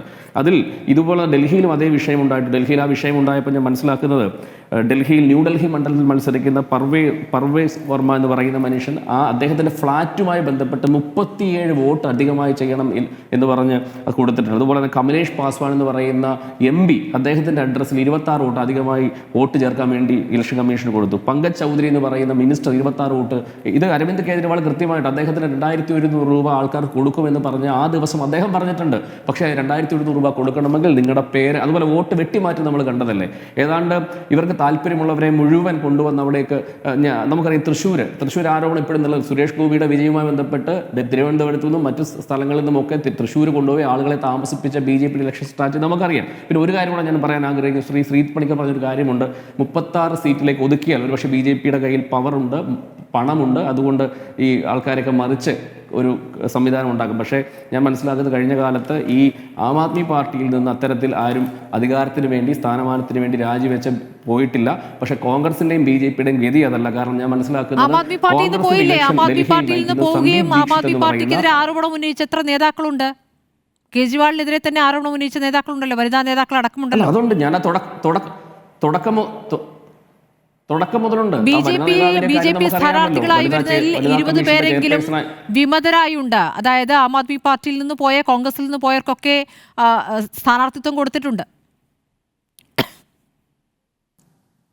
ഞാനതാ പറഞ്ഞത്, അതിലേക്കാണ് ഞാൻ വരുന്നത്. അതായത് ഡൽഹിയിൽ കോൺഗ്രസിന്റെ ഇലക്ഷൻ നയിക്കുന്നതും നിർണ്ണയിക്കുന്നതും സന്ദീപ് ദീക്ഷിത് എന്ന് പറയുന്നത് ഷീലാ ദീക്ഷിത്തിന്റെ മകനാണ്. അതുപോലെ BJPയുടെ ഇലക്ഷൻ നയിക്കുന്നത് അരവിന്ദർ ലൗലി എന്ന് പറയുന്ന പഴയ ആദ്യ BJPക്കാരൻ, പിന്നീട് കോൺഗ്രസ്സുകാരൻ, BJPയിൽ പോയി ഇപ്പൊ തിരിച്ച് വീണ്ടും BJPയിൽ പോയ ഒരു മനുഷ്യനാണ് നയിക്കുന്നത്. അപ്പൊ ഇവരെ തമ്മിൽ ആ കൊടുക്കൽ വാങ്ങലുകളൊക്കെ ഉണ്ട്. പക്ഷേ ആം ആദ്മി പാർട്ടിയെ സംബന്ധിച്ചിടത്തോളം യാതൊരു അന്തഛിദ്രവും ഇല്ലാതെ, യാതൊരു തരത്തിലുള്ള പടലപ്പിണക്കങ്ങളും ഇല്ലാതെ, ഒറ്റ ലക്ഷ്യത്തോടു കൂടി ജനങ്ങൾക്ക് സിസ്റ്റം ചേഞ്ച് ചെയ്യാൻ എന്ന് പറയുന്ന ലക്ഷ്യത്തോടു കൂടി അവർ വാഗ്ദാനങ്ങൾ, ഞാൻ തുടക്കത്തിൽ പറഞ്ഞത് പ്രോമിസ് അല്ല, ഗ്യാരണ്ടി കൊടുത്തു. ആ ഗ്യാരണ്ടി നടപ്പിലാക്കിയിരിക്കുന്നു. ഇപ്പോൾ വീണ്ടും അദ്ദേഹത്തിന് ഗ്യാരണ്ടി പറഞ്ഞിരിക്കുന്നു. എന്താണ്? വൈദ്യുതിയും വെള്ളവും ആരോഗ്യ മേഖലയും ഒക്കെ കൊടുത്തതുപോലെ. നമുക്കറിയാം ഒരു കാര്യം കൂടെ സ്മൃതി പറയാതിരിക്കാൻ കഴിയില്ല. BJP ഈ വിഷയത്തിൽ ഇലക്ഷൻ തുടങ്ങിയ സമയത്ത് ഒരു കാര്യം ആലോചിച്ച് നോക്കൂ. അതായത് വർഗീയത പറയാതെ BJPയുടെ ഇലക്ഷൻ ക്യാമ്പയിൻ ഡൽഹിയിൽ പോകുന്നതിൻ്റെ ഒരു പ്രധാന കാരണം ഡൽഹിയിലെ ഇലക്ഷൻ ക്യാമ്പയിൻ്റെ അജണ്ട അരവിന്ദ് കെജ്രിവാൾ നിശ്ചയിച്ചു എന്നുള്ളതുകൊണ്ട് ഞാൻ പറയും. കാര്യം നമുക്കറിയാം, അദ്ദേഹത്തിൻ്റെ ആദ്യകാലത്തെ പ്രഖ്യാപനത്തിൽ കൃത്യമായിട്ട് അദ്ദേഹം പറഞ്ഞു 18,000 രൂപ അവിടുത്തെ നമുക്കറിയാം പൂജാരിമാർക്ക് ഓണറേറിയം കൊടുക്കുന്ന ഒരു ഡിക്ലറേഷൻ വന്നു. എന്തായിരുന്നു ഇതിനു മുമ്പ് പറഞ്ഞുകൊണ്ടിരുന്നത്? അരവിന്ദ് കെജ്രിവാൾ ഇമാമുകൾക്ക്, മദ്രസിലെ ഇമാമുകൾക്ക് ഈ പറയുന്ന പണം കൊടുക്കുന്നു, അതുപോലെ തന്നെ മുസ്ലിം പ്രീണനത്തിന് വേണ്ടി കൊടുക്കുന്നു എന്ന് പറഞ്ഞെടുത്തുനിന്ന് കൃത്യമായിട്ട് അദ്ദേഹം പറഞ്ഞു പൂജാരിമാർക്ക് കൊടുക്കുന്നു. അതോടുകൂടി BJPക്ക് ആ സ്റ്റേറ്റ്മെന്റ് ഓൺ ചെയ്യാൻ കഴിഞ്ഞിട്ടില്ല. അപ്പം BJP ഇറക്കാൻ ആഗ്രഹിച്ച വർഗീയ കാർഡിനെ, വർഗീയ നയത്തെ കഥ കടച്ച് കൊട്ടിയിട്ട് അതിനകത്ത് ലോക്ക് ചെയ്തതിന് ശേഷമാണ് ഈ അജണ്ട വന്നിരിക്കുന്നത്. അതുകൊണ്ടാണ് ശ്രീ പണിക്കർ പറഞ്ഞൊരു കാര്യം ഞാൻ അതിനെ സപ്പോർട്ട് ചെയ്യാൻ ആഗ്രഹിക്കും. കാരണം കൃത്യമായിട്ട് ഈ ഫ്രീ ബി കൊടുക്കുന്നു, സൗജന്യം കൊടുക്കുന്നു എന്നൊക്കെ പറഞ്ഞ് ആം ആദ്മി പാർട്ടിയെ ആക്ഷേപിച്ച BJPയും കോൺഗ്രസും, പക്ഷേ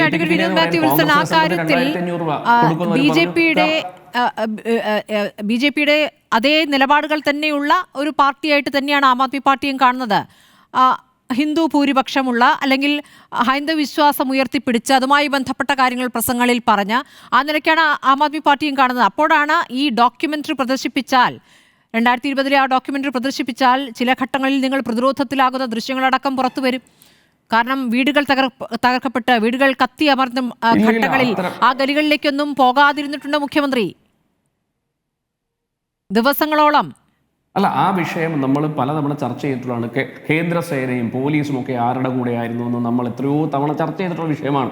അതൊന്നും ഒരിക്കലും ഡൽഹിയിലെ ഇലക്ഷൻ, അതാ പറഞ്ഞേ, അരവിന്ദ് കെജ്രിവാളിനെ അത്തരത്തിൽ മുസ്ലിം പ്രീണനത്തിൻ്റെ ആളായിട്ടും അല്ലെങ്കിൽ ഹിന്ദു വിരുദ്ധ ആളായിട്ടും പിന്നീട് ഹിന്ദുവിൻ്റെ ആളായിട്ടും പിന്നെ മുസ്ലിം വിരുദ്ധനായിട്ടും ഒക്കെ ചിത്രീകരിക്കാൻ അവിടെ നടക്കുന്നുണ്ട്. പക്ഷേ ഞാൻ പറഞ്ഞത് ഈ ഇലക്ഷൻ്റെ സ്ട്രാറ്റജി, ഇലക്ഷൻ്റെ നരേഷൻ ഒരു വെൽഫെയർ പൊളിറ്റിക്സിലേക്ക് കൊണ്ടുവന്നു എന്നുള്ളത് ഈ പറയുന്ന അരവിന്ദ് കെജ്രിവാളിൻ്റെ രാഷ്ട്രീയമായിട്ടുള്ള നയം തന്നെയാണ്. ആ നയത്തിൽ അതാ ഞാൻ പറഞ്ഞത്, അരവിന്ദ് കെജ്രിവാൾ പറയുന്ന ഫ്രീ ബീസിനെ പറ്റി സംസാരിക്കുന്ന പോലെ തന്നെ ഡൽഹിയിൽ കോൺഗ്രസും BJPയും ഫ്രീ കൊടുത്തുകൊണ്ട്, ഞാൻ ഇന്ന് കണ്ട് 300 യൂണിറ്റ് വൈദ്യുതി ഫ്രീ കൊടുക്കുന്നതാണ് കേന്ദ്ര സർക്കാർ പറഞ്ഞിരിക്കുന്നത്. 200 യൂണിറ്റിന് മുകളിൽ 300 യൂണിറ്റ് ഫ്രീ കൊടുക്കുന്നത്. അപ്പം അത് മാത്രമല്ല, ഞങ്ങളുടെ അങ്ങ് സൂചിപ്പിച്ചല്ലോ, നമുക്കറിയാം ധ്രുവരാത്തി എന്ന് പറയുന്ന യൂട്യൂബറാണ് പിന്നീട് അദ്ദേഹം അൺബ്രേക്കബിൾ എന്ന് പറയുന്ന നരേഷൻ അല്ലെങ്കിൽ അവർ കേസുമായി ബന്ധപ്പെട്ടുള്ള വിഷയം പുറത്തേക്ക് കൊണ്ടുവന്നത്. അപ്പോൾ കേന്ദ്ര സർക്കാർ ഈ പറയുന്ന രീതിയിൽ ഡൽഹിയിൽ ജനങ്ങൾക്കിടയിൽ ആം ആദ്മി പാർട്ടിക്കുള്ള സ്വീകാര്യതയെ കുറച്ച് കാണിക്കാൻ ശ്രമിച്ചാലും അവിടുത്തെ മനുഷ്യർ ഈ പറയുന്ന വർഗീയമായിട്ടുള്ള ചേരിതിരികൾക്ക് ഭിന്നമായി നിന്നുകൊണ്ട്, വിരുദ്ധമായി നിന്നുകൊണ്ട് വെൽഫെയറിന് വേണ്ടി ഒരു രാജ്യം എങ്ങനെ ഭരിക്കണം, സാധാരണക്കാരൻ്റെ നികുതി പണം അതെടുത്ത് അഴിമതി കാണിക്കാതെ, അത് തട്ടിക്കാതെ, അത് വെട്ടിക്കാതെ, സ്വന്തം ഭവനത്തിൽ കൊണ്ടുപോയി പൂഴ്ത്തി വെക്കാതെ, നേരെ മറിച്ച് അത് അവന് കൃത്യമായി കയ്യിലെത്തുന്ന രീതിയിലുള്ള സിസ്റ്റത്തിലേക്ക് കൊണ്ടുവന്നു എന്നുള്ളതാണ് ഈ ഇലക്ഷൻ്റെ ഏറ്റവും പരമപ്രധാനമായ കാര്യം. അതിന് റിസൾട്ട് ഉണ്ടാവുകയും ചെയ്യും. ശരി, തിരിച്ചെത്താം ഇടവേളയ്ക്ക് ശേഷം. അഡ്വക്കേറ്റ് പി കൃഷ്ണദാസ്, നിങ്ങൾ ഏത് തിരഞ്ഞെടുപ്പ് വരുമ്പോഴും എന്തെങ്കിലും ഒരു വർഗീയ അജണ്ട നടപ്പാക്കുന്നു എന്നുള്ളതാണ് BJPക്കെതിരായ ഏറ്റവും പ്രധാനപ്പെട്ട ആരോപണം. ഇപ്പോൾ ഡൽഹി നിയമസഭാ തെരഞ്ഞെടുപ്പിന് തൊട്ട് മുൻപാണ് ഇപ്പോൾ വഖഫ് ഭേദഗതി നിയമ ഭേദഗതിയുടെ കാര്യത്തിൽ നിങ്ങൾ തീരുമാനം കൊണ്ടത്. JPC തീരുമാനം ഇപ്പോൾ പ്രതിപക്ഷ നിർദ്ദേശങ്ങളെല്ലാം തള്ളിക്കൊണ്ടാണല്ലോ ഇപ്പോൾ 14 ഭേദഗതികൾ കൊണ്ടുവന്നിരിക്കുന്നത്. അതിപ്പോൾ പാർലമെന്റിലേക്ക് എത്തുകയാണ് ഈ നിയമസഭാ തെരഞ്ഞെടുപ്പിന് തൊട്ട് മുൻപുള്ള ദിവസം. അപ്പോൾ അതിന്മേൽ ചർച്ചയുണ്ടാകും. ആ തരത്തിൽ ഡൽഹി വോട്ടർമാരെ ഭിന്നിപ്പിക്കാനുള്ള ശ്രമമുണ്ടാകും. ഇതാണ് ഒരു പ്രധാനപ്പെട്ട ആരോപണമായി ഇപ്പോൾ ഉയരുന്നത്. എന്താണ് മറുപടി?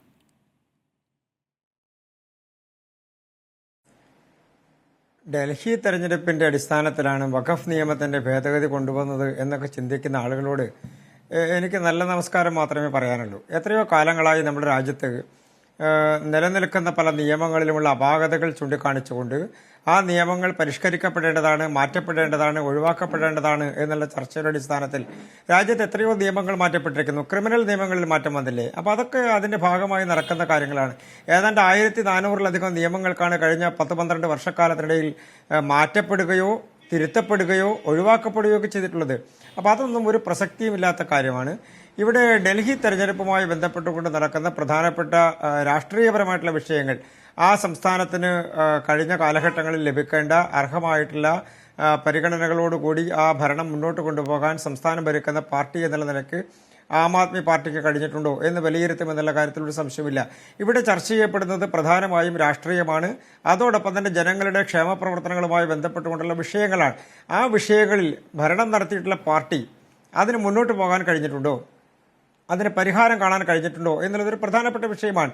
പിന്നെ വർഗീയ കാർഡ് കളിക്കുന്നു, അല്ലെങ്കിൽ അരവിന്ദ് കെജ്രിവാളിനെതിരായിട്ടുള്ള നിയമ നടപടികൾ സ്വീകരിക്കും. നിയമ നടപടി സ്വീകരിക്കുമെന്നേ ഞങ്ങൾ സധൈര്യം പറയുന്നത് അതല്ലേ. അഴിമതി കാണിക്കുന്ന ഏത് പാർട്ടിയാണെങ്കിലും ഏത് ഗവൺമെന്റ് ആണെങ്കിലും ഏത് ആളുകളാണെങ്കിലും അവർക്കെതിരെ നടപടി ഉണ്ടാകും. ഞാൻ നേരത്തെ സ്മൃതി ചോദിച്ചപ്പോൾ ഞാൻ ആദ്യഘട്ടത്തിൽ അതല്ലേ പറഞ്ഞത്. അതിൽ രാഷ്ട്രീയ വ്യത്യാസമില്ല. സാധാരണക്കാരന്റെ പണമെടുത്ത് ആരാണോ അഴിമതി കാണിച്ച് പണമുണ്ടാക്കാൻ ശ്രമിക്കുന്നത്, ഈ രാജ്യത്തിന്റെ ഭരണ സംവിധാനത്തിന് എതിരായി നിലനിൽക്കുന്നത്, രാജ്യത്തിന്റെ സാമ്പത്തിക ഞാൻ എൻ്റെ മാന്യത കൊണ്ടാണ് അങ്ങയുടെ സമയത്തൊന്നും ഇടപെടാതിരുന്നത്. അങ്ങ് പറയുന്ന അങ്ങയുടെ പാർട്ടിയുടെ എനിക്ക് തോന്നുന്നു ആം ആദ്മി പാർട്ടിയുടെ പ്രതിനിധിയാണ് പറഞ്ഞത് തോന്നുന്നു. അങ്ങ് ഞങ്ങളുടെ ഇത്രയും കാലത്തിനിടയിലുള്ള ഭരണത്തിൽ ഏതെങ്കിലും ഒരാൾക്കെതിരെ അഴിമതിയുടെ പേരിൽ രാജിവെച്ച് പുറത്തു പോകേണ്ടി വന്നിട്ടുണ്ടോ എന്നുള്ളത് ഒന്ന് പരിശോധിക്കുന്നത് നല്ലതാണ്. അത് ഡൽഹിയിൽ മാത്രമല്ല മറ്റ് സംസ്ഥാനങ്ങളിലാണെങ്കിലും. ഇനി ഞങ്ങൾ ധൈര്യത്തോടെ പറയുന്നതാണ്, ഞങ്ങളുടെ പാർട്ടിയിലാണെങ്കിലും നിങ്ങളിലേക്ക് വന്നാൽ അവർ പുണ്യവാന്മാരായി. അല്ല, അതാണ്. മാത്രമല്ല ഇപ്പോൾ കേജ്രിവാൾ പറയുകയാണ്, കേജ്രിവാൾ മോഡൽ വേണോ അതോ മോദി മോഡൽ വേണോ? BJP മോഡൽ, അതായത് മോദി മോഡലാണ് എങ്കിൽ പൊതുപണം സമ്പന്നരായ സുഹൃത്തുക്കളുടെ പോക്കറ്റിലേക്ക് പോകും. കേജ്രിവാൾ ആണെങ്കിൽ അത് സാധാരണ ജനങ്ങളിലേക്ക് പോകും. അതിനും കൂടി മറുപടി. അഴിമതിക്കാർ മുഴുവൻ രാജിവെച്ച BJP വാഷിംഗ് മെഷീനിൽ കയറി അലക്കി BJP-ക്കാരായാൽ അവർ അഴിമതിക്കാരല്ല. ഇതാണല്ലോ കണ്ടത്. പറഞ്ഞു സോറി താങ്കൾ പറഞ്ഞോളൂ. ഒരു എതിരഭിപ്രായം പറഞ്ഞതാണ്. അരവിന്ദ് കെജ്രിവാൾ പറഞ്ഞത് കൊണ്ടാണ് ഞാൻ പറഞ്ഞത്. ശരി, താങ്കൾ പൂർത്തിയായിക്കോളൂ. എതിരഭിപ്രായം പറഞ്ഞതാണ്. എനിക്ക് പ്രത്യേകിച്ച് പൂർത്തിയാക്കാനില്ല വിഷയത്തിൽ. കാരണം അജിത് പവാർ അടക്കം നിങ്ങളിലേക്ക് എത്തിക്കഴിഞ്ഞപ്പോൾ അഴിമതി കറ മാറിയ നേതാക്കളുണ്ടല്ലോ. 20 നേതാക്കന്മാർ കോൺഗ്രസിൽ നിന്ന്, എത്ര നേതാക്കന്മാർ ഏതെങ്കിലും കേസ് പിൻവലിച്ചോ? ഏതെങ്കിലും കേസ് പിൻവലിച്ചു? രാജിവെച്ച് അഭ്യാസം കളിക്കല്ലേ? ഏറ്റവും വലിയ അഴിമതി വ്യാപം അഴിമതിയായിരുന്നു. മധ്യപ്രദേശിലെ വ്യാപം അഴിമതി. കേസ് പിൻവലിച്ചോ? കേസൊക്കെ പോയി. അന്വേഷണം എങ്ങനെ മുന്നോട്ട് പോകുന്നു? ഞാൻ ഈ കാര്യത്തിൽ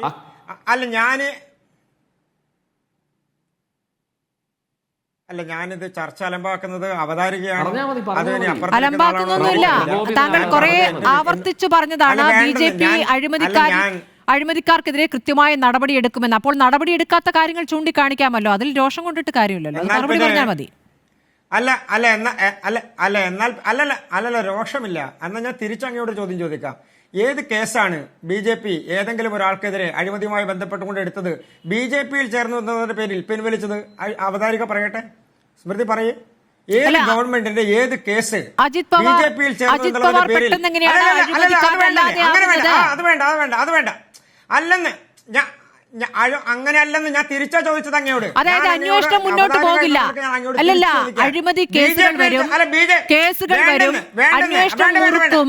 നിങ്ങളിലേക്ക് എത്തിക്കഴിഞ്ഞാൽ അന്വേഷണം പാതി വഴിക്ക് നിൽക്കും. അജിത് പവാർ ഉദാഹരണമാണെന്നേ. ഞാനതാ പറഞ്ഞേന്നേ. അങ്ങ് പറഞ്ഞല്ലോ, അലക്കി വെളുപ്പിച്ചെടുത്ത ആളുടെ കാര്യം പറഞ്ഞല്ലോ. അലക്കി വെളുപ്പിച്ചത് അവിടെ നിൽക്കട്ടെ. ഏതെങ്കിലും ഒരു കേസ് BJP ചേർന്നതിന്റെ പേരിൽ ഏതെങ്കിലും ഒരാളുടെ പേരിൽ നിന്ന് BJP ഗവൺമെന്റ് മാറ്റിയിട്ടുണ്ടോ? എന്റെ ചോദ്യമാണ്, അങ്ങയോടുള്ള ചോദ്യം. അജിത് പവാറിന്റെ കാര്യം പറഞ്ഞല്ലോ.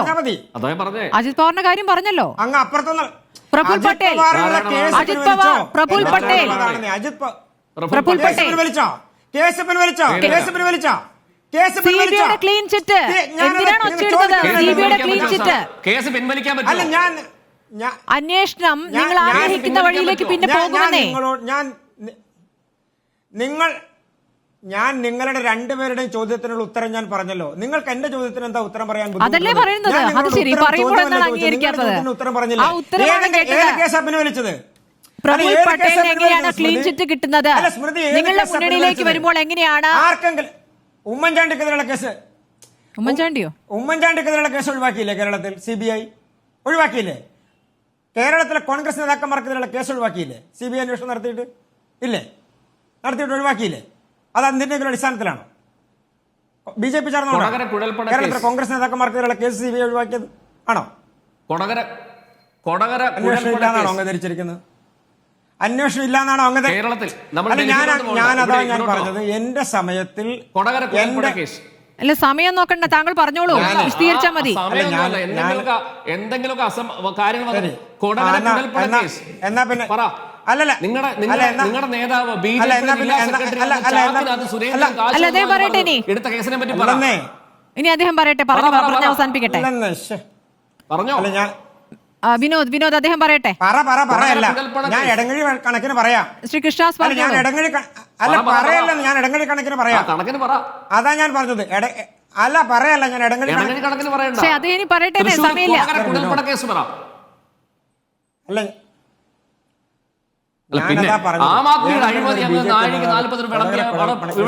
വിനോദ് അദ്ദേഹം പറയട്ടെ, ഇടയ്ക്ക് പറയാതിരിക്കും. പറഞ്ഞു, അദ്ദേഹത്തിന് ക്ലിയറായി, ക്വസ്റ്റ്യൻ ക്ലിയറായി, പറഞ്ഞോളൂ. മിസ്റ്റർ വിനോദ്, ഏതെങ്കിലും ഒരു BJP നേതാവ് അങ്ങ് പറയുന്ന ഏതെങ്കിലും ഒരു കേസിൽ പ്രതിയാണോ? ഇടതുപക്ഷ ഗവൺമെന്റ് അല്ലേ കേരളം ഭരിക്കുന്നത്? അങ്ങനെ ഞങ്ങൾക്കെതിരെ എന്തെങ്കിലും ഒരു കാര്യമുണ്ടെങ്കിൽ ഈ ഗവൺമെന്റ് ഞങ്ങളെ വെറുതെ വിടുമെന്നാണോ താങ്കൾ ധരിച്ചിരിക്കുന്നത്? താങ്കൾ ഒപ്പമിരിക്കുന്ന മുന്നണിയല്ലേ അത്? ആ മുന്നണിയൊക്കെ താങ്കൾക്ക് പോയി പറഞ്ഞുകൂടെ? കേരളത്തിന്റെ എന്താ പറയാത്തത്? ആരെങ്കിലും ഒരു പ്രതിരോധവും ഇല്ല. നിങ്ങൾ അഴിമതി നടത്തിയാൽ നിങ്ങൾക്കെതിരെ കേസുണ്ടാകും. നിങ്ങൾ അറസ്റ്റിലാകുമെന്നേ. അതിന് ചാനലുമില്ല, അതിന് പാർട്ടിയില്ല. ആരാണോ അഴിമതി കാണിക്കുന്നത് അവർ അറസ്റ്റിലാകും. അത് ഏത് പാർട്ടിക്കാരാണെങ്കിലും ഏത് ചാനലുകാരാണെങ്കിലും അറസ്റ്റിലാകും. ഉണ്ടാകുമെന്നേ. എന്താ സംശയം നിങ്ങൾക്ക്? നിങ്ങൾ അഴിമതി കാണിച്ചാൽ നിങ്ങൾക്കെതിരെ കേസുണ്ടാകും. അതിന് പാർട്ടിയില്ലെന്നേ. അതിന് പാർട്ടിയില്ല. അഴിമതി കാണിക്കുന്നവർക്കെതിരെ കേസ്. കൊടകര കവർച്ച കേസിൽ ED അന്വേഷണം അവസാനിപ്പിച്ചു. പണത്തിന്റെ ഉറവിടം തേടിയില്ല, കേട്ടോ.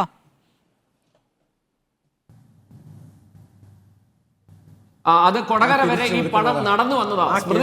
കൊടകര വരെ ഈ പണം ബാംഗ്ലൂരിൽ നടന്നു വന്നതാ. ശരി, തിരിച്ചെത്താം. നമ്മൾ ഒരൊറ്റ ഇടവേള കൂടിയുണ്ട്. ആളുകളോട് എനിക്ക് പ്രത്യേകിച്ച് ഒന്നും പറയാനില്ല. EDയുടെ അന്വേഷണമാണ് പറഞ്ഞത്. ഇതുപോലെ പറയുന്നത് സംസ്ഥാന സർക്കാരിന്റെ അന്വേഷണമല്ല. അല്ല, EDയുടെ അന്വേഷണത്തെ കുറിച്ചല്ലേ ഞാനും പറഞ്ഞത്. അതാണ് ഞാനും പറഞ്ഞത്. EDയുടെ അന്വേഷണത്തിൽ കേസുണ്ടോന്നാണ് ഞാൻ ചോദിച്ചത്. അങ്ങനെ കേസുണ്ടെങ്കിൽ അറസ്റ്റ് ചെയ്യും. കൊടകര കവർച്ച കേസിൽ അതാണ് അന്വേഷണം ഏത് വഴിക്ക് പോകുന്നു? BJPയുമായി ബന്ധപ്പെട്ടവരാകുമ്പോൾ, അല്ലെങ്കിൽ ഇന്ത്യയുമായി സഹകരിക്കാൻ തീരുമാനിച്ചവരാകുമ്പോൾ, ഇന്ത്യ മുന്നണിയിൽ നിന്ന് അങ്ങോട്ടേക്ക് വന്നവരാകുമ്പോൾ കേസ് നിർവീര്യമാകുന്നു, അന്വേഷണം നിർവീര്യമാകുന്നു എന്നതാണ് ഞാൻ സൂചിപ്പിച്ചത്. സ്മൃതി, അതാ ഞാൻ തിരിച്ചു ചോദിക്കുന്നത്. കൊടകര കുഴൽപ്പണ കേസുമായി ബന്ധപ്പെട്ടുകൊണ്ടാണെങ്കിലും ഇനി മറ്റേതെങ്കിലും കേസുമായി ബന്ധപ്പെട്ടുകൊണ്ടാണെങ്കിലും BJPയിൽ വന്നാലും BJPയിൽ നിന്നാലും BJPയിൽ നിന്ന് പോയാലും മറ്റേത് പാർട്ടിയിൽ നിന്നാലും പോയാലും നിങ്ങൾ അഴിമതി ചെയ്ത ആളാണെങ്കിൽ അതിൽ തെളിവുണ്ടെങ്കിൽ അത് കേസുണ്ടാകുമെന്നേ. തെളിവുള്ളതുകൊണ്ടല്ലേ കേജ്രിവാളിനെതിരെ 6 മാസക്കാലം. ശരി, താങ്കൾ നേരത്തെ പറഞ്ഞതിൽ നിന്ന് മനസ്സിലാക്കേണ്ടത് ആം ആദ്മി പാർട്ടി തന്നെ ഡൽഹിയിൽ അധികാരത്തിൽ വരും, പക്ഷേ പഴയ ഭൂരിപക്ഷം ഉണ്ടാകില്ല. അങ്ങനെയല്ലേ വിലയിരുത്തേണ്ടത്? അങ്ങനെ കൃത്യമായി കരുതാനാവില്ല.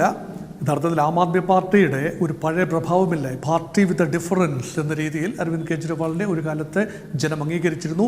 ഇപ്പോൾ മറ്റേത് പാർട്ടിയെയും പോലെ തന്നെ അവരുപയോഗിക്കുന്ന എല്ലാ മാർഗങ്ങളും ഉപയോഗിക്കുന്നു. ഒരുപക്ഷെ ഒരു ദേശീയ കക്ഷിയായി മാറാനുള്ള കേജ്രിവാളിൻ്റെ തിടുക്കമാണ് ഒരുപക്ഷെ ഈ ഒരു അഴിമതി ആരോപണങ്ങളിലേക്കെല്ലാം വന്നത്. കാരണം മദ്യ അഴിമതിയുടെ ഒരു പ്രധാന കാരണം തന്നെ ഗുജറാത്ത് തിരഞ്ഞെടുപ്പ്, ഗോവ തിരഞ്ഞെടുപ്പ് ഇവയിലെല്ലാം ഉപയോഗിക്കാൻ വലിയ തോതിൽ ഫണ്ടിങ് ആവശ്യമായി വന്നു. ആ ഫണ്ട് സാധാരണഗതിയിൽ സംഭരിക്കാൻ ബുദ്ധിമുട്ടുള്ളതുകൊണ്ട് ഒരുപക്ഷെ ഈ മാർഗത്തിലൂടെ സംഭരിച്ചു എന്ന ഒരു നറേറ്റീവാണ് പൊതുവെ ഉണ്ടാകുന്നത്. അതുകൊണ്ട് ആം ആദ്മി പാർട്ടിയുടെ തന്നെ വളരാൻ വെമ്പുന്ന പാർട്ടിയുടെ അതിമോഹമാണ് ഒരുപക്ഷെ ഈ ഒരു അവസ്ഥയിൽ ആം ആദ്മി പാർട്ടിയെ കൊണ്ടെത്തിച്ചത്. പക്ഷേ അതെല്ലാം തന്നെ ജനം നിയമസഭാ തെരഞ്ഞെടുപ്പിൽ ഗൗരവമായിട്ട് എടുക്കുമോ എന്നതാണ് പ്രധാനം. ഞാൻ നേരത്തെ സൂചിപ്പിച്ചത് തന്നെയാണ്, ഇതുവരെ നൽകിയ പ്രയോജനം, ഒരു ട്രാക്ക് റെക്കോർഡുള്ളൊരു പാർട്ടിയാണ് കേജ്രിവാൾ. 3 പ്രാവശ്യം കോൺഗ്രസ് ഭരിച്ചു, അതിനൊരു ട്രാക്ക് റെക്കോർഡുണ്ട് തീർച്ചയായിട്ടും. പക്ഷേ അവസാന ഘട്ടത്തിൽ 15ാം വർഷത്തിൽ ഷീലാ ദീക്ഷിതിന് പിഴയ്ക്കുന്നു. അതിനുശേഷം അരവിന്ദ് കെജ്രിവാളിൻ്റെ കഴിഞ്ഞ 12 വർഷമായി തിരിഞ്ഞു നോക്കേണ്ടി വന്നിട്ടില്ല ആം ആദ്മി പാർട്ടിക്ക്.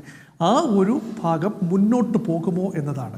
അതുകൊണ്ട് ഭാരതീയ ജനതാ പാർട്ടി എത്ര പ്രോമിസ് വെച്ചാലും ഓൾറെഡി ലഭിച്ച ഒരു ഗുണം, അത് ഡൽഹി ഇലക്ടറേറ്റിൻ്റെ ജീവിതത്തെ ടച്ച് ചെയ്യുന്ന തീരുമാനങ്ങളാണ് ആം ആദ്മി പാർട്ടിയിൽ നിന്നുണ്ടായത്.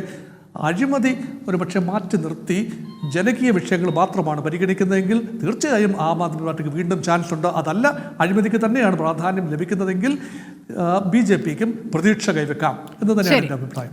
ശരി, ശ്രീജിത്ത് പണിക്കർ, ഭരണത്തിലെ ട്രാക്ക് റെക്കോർഡ് എത്രത്തോളം ആം ആദ്മി പാർട്ടിയെ സഹായിക്കും? അത് പറയുന്നതിന് മുമ്പ് ആം ആദ്മി പാർട്ടിയുടെ ശ്രീ വിനോദ് എന്നെ ഉദ്ധരിച്ച് കഴിഞ്ഞ ഊഴത്തിൽ അദ്ദേഹം 2 കാര്യങ്ങൾ പറഞ്ഞു. രണ്ടും ഫാക്ച്വലി തെറ്റാണ്. അതൊന്ന് തിരുത്തി പോകാം.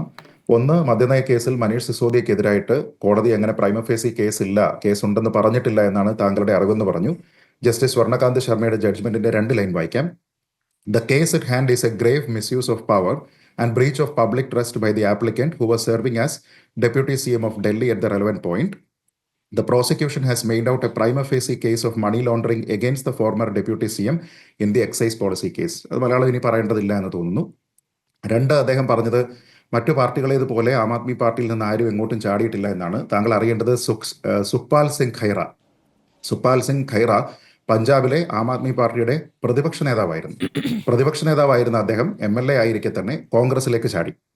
ജഗ്ദേവ് സിംഗ് കമലു ആം ആദ്മി പാർട്ടിയുടെ MLA ആയിരുന്നു, കോൺഗ്രസിലേക്ക് ചാടി MLA ആയിരിക്കെ.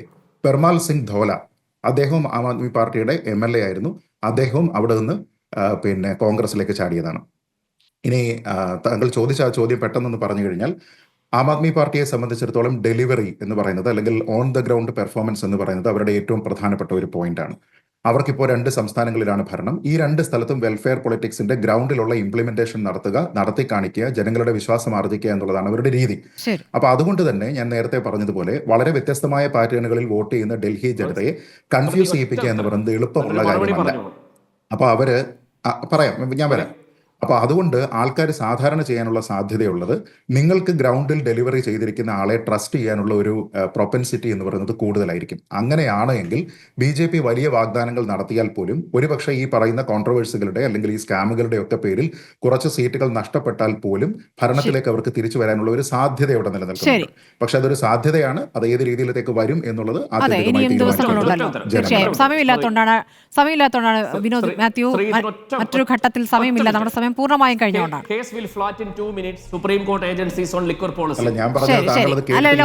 ഓരോരോ വാചകങ്ങളായിട്ട് എടുത്ത് വായിക്കാൻ പറ്റില്ല. ഇപ്പോൾ ഏതായാലും ജാമ്യത്തിൽ അറിയിക്കുന്നു. വളരെ നന്ദി advocate Vinod Mathew Wilson, advocate P. Krishnadas, doctor Mohan Varghese, Sreejith Panicker ചർച്ചയിൽ പങ്കെടുത്തതിന്.